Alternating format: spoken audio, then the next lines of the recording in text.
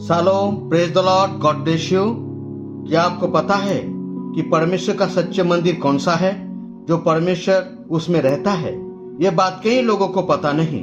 किसी को तो पता है, मगर किसी प्रकार ये भी सही तरीकों से जानते भी नहीं। इसीलिए इस वीडियो आप लोगों के लिए, आपके जीवन के प्रत्येक समय में परमेश्वर रहने वाले मसीह भाई बहनों के लिए लाभदायक है। इस वीडियो को पूरा देखें ताकि जान पाएंगे कि पवित्र शास्त्र परमेश्वर का सच्चा मंदिर कौन सा है बताता है। परमेश्वर का निवास स्थान देवालय में है, अर्थात स्वर्गीय स्थान में है। जिस प्रकार पवित्र बाइबल हबक्कुक 2 अध्याय 20 पद कहता है कि यहोवा अपने पवित्र मंदिर में है। इसका मतलब परमेश्वर खुद महिमा के महल में रहता है। मत्ती रचित सुसमाचार 6 अध्याय 9 पद के अनुसार हमारे पिता स्वर्ग में है। स्वर्ग पिता, यहोवा, खुदा, जो भी आप परमेश्वर को संबोधित करके पुकारते हैं, वो पवित्र बाइबल के द्वारा 5 मंदिर परमेश्वर प्रस्तुत करता है। पहला, मूसा के द्वारा निर्मित मंदिर। दूसरा, यीशु मसीह एक मंदिर। तीसरा, चर्च के द्वारा निर्मित मंदिर। और चौथा, शरीर में जीवित परमेश्वर का मंदिर। और पांचवा, परमेश्वर का स्वर्गीय मंदिर है। पहला, मूसा के द्वारा निर्मित।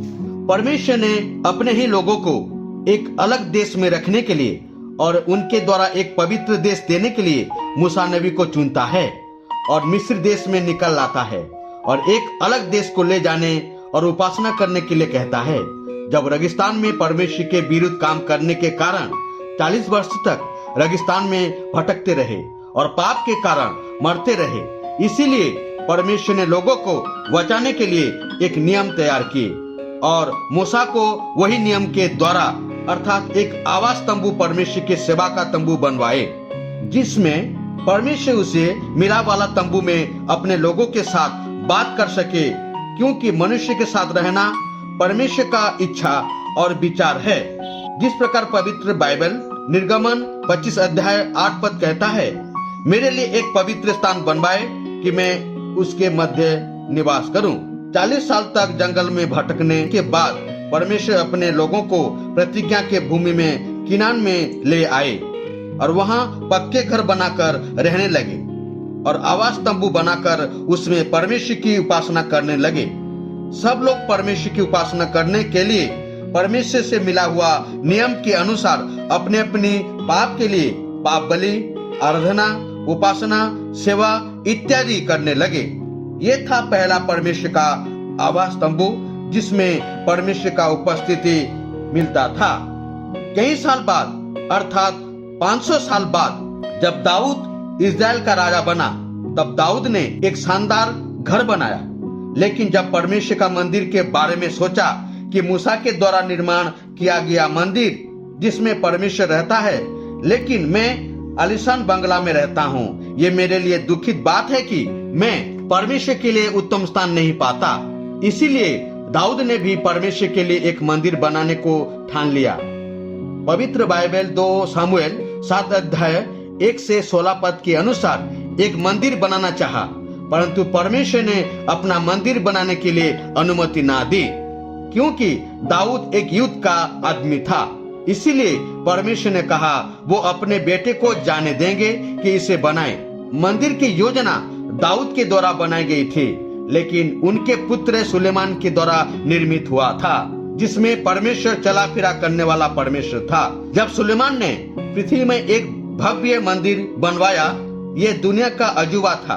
2 इतिहास 7 अध्याय 1 से 3 पद के अनुसार यह प्रार्थना कर चुका, तब आकाश से आग गिरकर होम बलि को ग्रहण किया और यहोवा का तेज भवन में भर गया। परमेश्वर के लिए सुलेमान ऐसा बनाया था कि भवन की शोभा और उसकी बनाने वाला मनुष्य को देखने और याकूब के पराक्रमी गाद की दंडवत करने के लिए परदेशियों के राजाओं और रानियों और पंडित लोग आए और परमेश्वर की महिमा करने लगे। जैसे जैसे समय बीतता गया, इस्राएल लगातार परमेश्वर से धीरे धीरे दूर होते गया, गहरा धर्म त्याग होता गया। परमेश्वर अंततः अपने पवित्र मंदिर में उनकी कष्टपूर्ण आराधना को स्वीकार नहीं कर सका। परमेश्वर बाबिलोनियों के राजा नबूकदनेस्सर को 2 बार लाया और उसने यरूशलेम को घेर लिया। मंदिर को नाश करके लोगों को बंदी बनाकर बाबुल के राज्य में ले गया और वही देश को तोड़फोड़ कर दिया। आग लगाकर शहर को फूंक दिया और उसमें सब मन भावन सामान नष्ट कर दिया। 2 इतिहास 36 अध्याय 19 पद के अनुसार जब मंदिर नष्ट हो गया तब इज़राइल 70 वर्ष की बंदुबाई के बाद अंततः बाबुल से लौटे। जेरुब्बाबेल के नेतृत्व में उन्होंने मंदिर का पुनः निर्माण करना शुरू किया। उन्होंने ईसाई करीब 500 साल पहले पूरा किया था। जकरयाह 4 अध्याय 9 पद के अनुसार जेरुब्बाबेल ने अपने हाथों से इस भवन की नींव डालता है और पूरा भी करता है। कमेंटेटर का कहना है कि जेरुब्बाबेल के द्वारा निर्मित हुआ और हेरोद के द्वारा सुशोभित हुआ। दूसरा मंदिर यीशु मसीह के द्वारा एक मंदिर है। आपको पता होगा कि इस शिशु यीशु को इस मंदिर से प्रार्थना के द्वारा उत्सर्ग किया गया था और 12 वर्ष के समय में मंदिर के भीतर पंडितों के साथ पहली बार ज्ञान का बात कहा था। यीशु ने कई बार इस मंदिर में लोगों को शिक्षा देते थे। यह पार्थिव मंदिर था। इस पार्थिव मंदिर को याजक पुरोहितों ने अपवित्र करने पर अर्थात व्यवसाय करने पर यीशु ने 2 बार इस मंदिर को शुद्ध किए थे। यूहन्ना 2 अध्याय 13 से 17 पद और लूका 19 अध्याय 45 से 47 पद के अनुसार जब इस मंदिर को सेवा करने के लिए सौंपा था, लेकिन व्यापार का घर करने पर यीशु ने इस पार्थिव मंदिर को शुद्ध किया और समझाया। पवित्र शास्त्र यिर्मयाह 7 अध्याय 11 और मत्ती 21 अध्याय 13 पद के अनुसार मगर यीशु के बातों को शास्त्री और फारूसी याजक पुरोहितों ने ग्रहण न किए, बल्कि यीशु को मार दिए कालवरी क्रूस पर। इसीलिए खुदा ने इस पार्थिव मंदिर को छोड़कर यीशु के अंदर परमेश्वर का आत्मा वास करने लगा।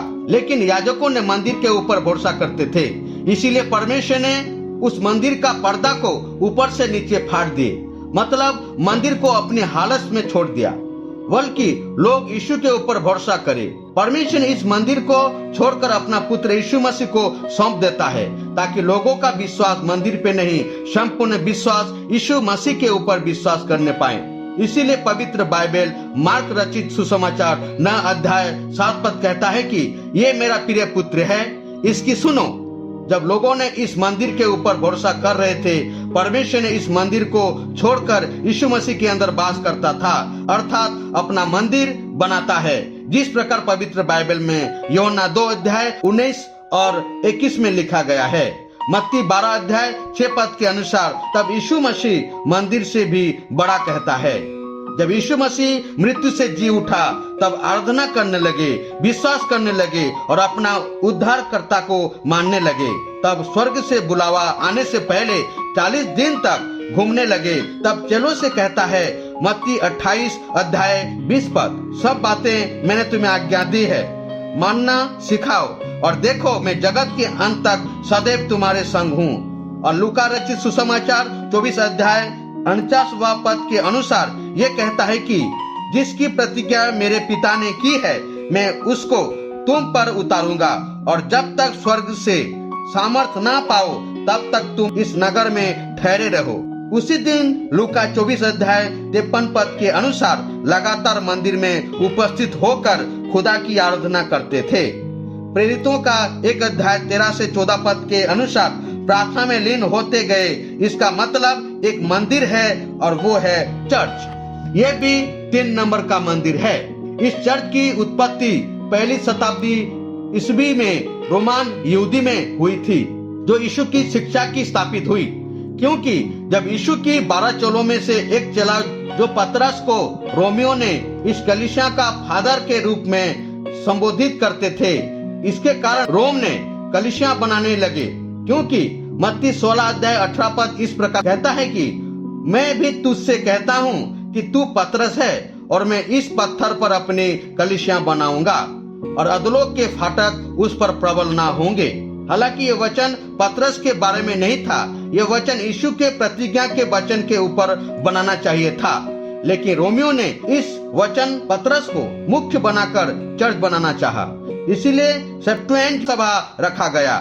उसमें अनेक लोग जमा हुए और हिब्रू बाइबल के अनुसार प्राचीन इजराइल समाज में एक धार्मिक संगठनात्मक संरचना के द्वारा Israel, Europe, France, Germany, Italy 16वीं और 18वीं शताब्दी के बीच हिब्रू शब्द के अनुसार क्वाहल अर्थात साइनागग आराधना के रूप में प्रस्तुत किया गया।